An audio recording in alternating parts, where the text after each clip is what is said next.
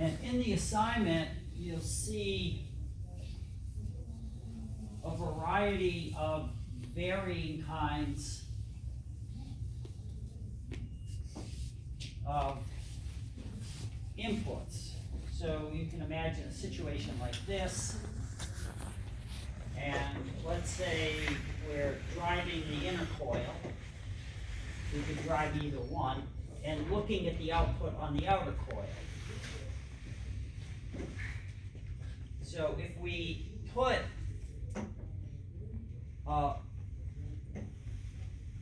let's just go with the problems. They're easier.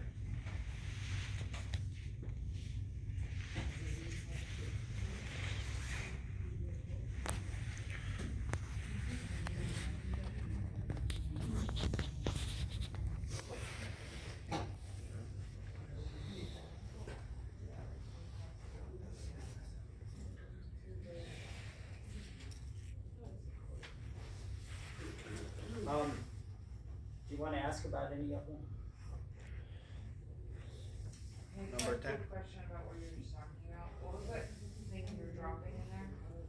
So tomorrow you're going to take a coil and drop a magnet. Magnet, okay. And so you can imagine when the magnet moves from here to here, you're not going to see anything. And so there's no voltage right now because there's no changing flux, because the flux stays at 0 until it starts to get close. And then the flux rises, and the rate of change is going to happen mostly here, because it's the rate of change of the flux. Once the magnet gets in there, the flux isn't going to change too much. And if you imagine the magnet moving like here, the flux isn't really changing because it's full. If there's 1,000 flux lines in there, there's 1,000, there's 1,000. So during the period it's in the middle, the flux isn't changing. And so the voltage goes back to 0. So the voltage starts at 0. As the magnet starts entering, it's going to rise until at some point the change is maximum. And when the change is maximum, the voltage is maximum. Then as it enters, it's not increasing so much, and once it's inside, it's not going to be changing. It's going to go very rapidly to 0, but it won't stay there very long, because then it starts to come out.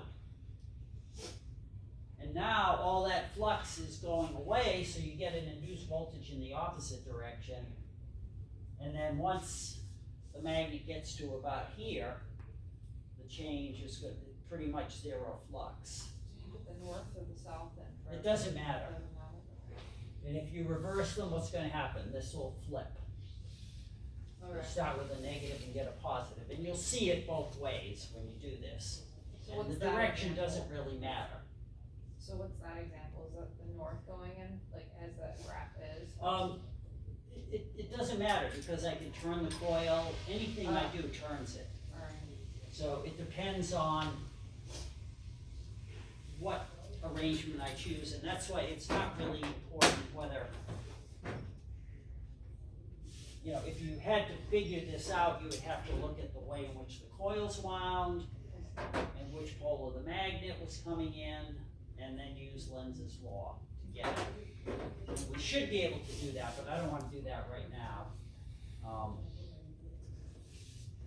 Okay, so 10, you said 10? 10.